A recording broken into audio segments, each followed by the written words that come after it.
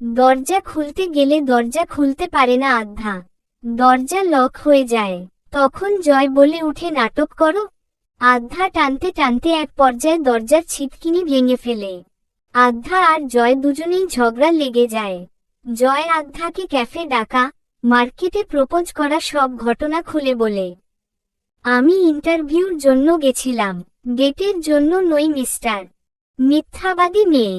আধ্যা দরজা খোলার জন্য চিৎকার করতে থাকে। এদিকে বড় বড় সেলিব্রিটিরা মাহিরা ম্যামকে অভিনন্দন জানাচ্ছে।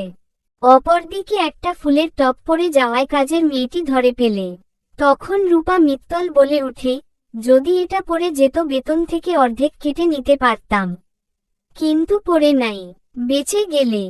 মার্কেটে জয়কে পানি দেওয়ার ভিডিওটা আসলে কাজের মেয়েটি পাঠিয়েছে। কাজল এটা ভাবতে থাকে, গন্ধ কোথায় থেকে আসতেছে? ম্যাম সাহেব, স্যারের মাথা থেকে আসতেছে। কি বলছিস তুই? রূপা মিত্তল জয়ের বাবার মাথায় হাত দিয়ে দেখে মাথায় কালো রং করাতেই গন্ধ আসতেছে। দুজনেই বাড়াবাড়ি করতে থাকে। এদিকে জয় মিত্তল ডাটা অন করে, নেটওয়ার্ক পাচ্ছে না। দৌড়ে গিয়ে দরজায় চিৎকার করতে থাকে। এতক্ষণ গানের আওয়াজের জন্য আধ্যা আর জয়ের আওয়াজ শুনতে পাচ্ছে না। মিউজিক বন্ধ করাই মাহিরা ম্যাম আধ্যার আওয়াজ শুনতে পাই। যখন কেউ এসে দরজা খুলে দেয় তখন আধ্যা জয়ের গায়ের উপর পড়ে যায়। এদিকে পোষা কুকুরটা দৌড় দেওয়ার সময় বলটা রূপা মিত্তলের বুকে এসে পড়ে। কাজল তো মনে মনে মহা খুশি। পোষা কুকুরটা ভয়ে শুয়ে পড়ে। রূপা মিত্তল কুকুরটাকে বকতে থাকে। কুকুরটা ভয়ে চলে যায়। ম্যাম, দাদা ভাই খুঁজলে কি জবাব দিবেন? কুকুরটা কোথায়? রূপা মিত্তল এটা শুনে অবাক হয়ে যায়। কি করব এখন? তারপর রূপা মিত্তল জিপিএস বের করে খুঁজতে থাকে কুকুরটাকে। এদিকে মাহিরা ম্যাম জয়কে বলতে লাগলো, আবার কি ভাইরাল হওয়ার জন্য ভিডিও প্লেন করতেছ? না না, আমি দরজায় লক হওয়ায় আটকে গেছি।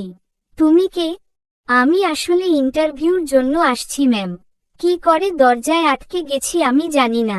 এদিকে একজন প্রভাবশালী ব্যক্তি মাহিরা ম্যামকে অভিনন্দন জানাচ্ছে, কিন্তু মাহিরা ম্যাম তার নাম জানেন না। হঠাৎ আধ্যা তাকে চিনতে পারে। আধ্যা তার সাথে সাক্ষাৎ করায় মাহিরা ম্যামের সম্মান বেঁচে যায়। অপরদিকে আধ্যার বাবা মদ খেতে খেতে আধ্যার ছবি দেখছে আর সরি বলছে। আর কুকুরটা এসে বসে বসে আধ্যার বাবাকে দেখছে। আধ্যার বাবা কুকুরটাকে মদ খাওয়াচ্ছে। রূপা মিত্তল তা দেখে অবাক। সবাই ইন্টারভিউর জন্য বসে আছে। জয়ের পক্ষ থেকে একজন এসেছে ইন্টারভিউ দিতে। জয় মাহিরা ম্যামের সাথে পরিচয় করিয়ে দিচ্ছে। কি রকম লোক আপনি, কুকুরটাকে মদ খাওয়াচ্ছেন?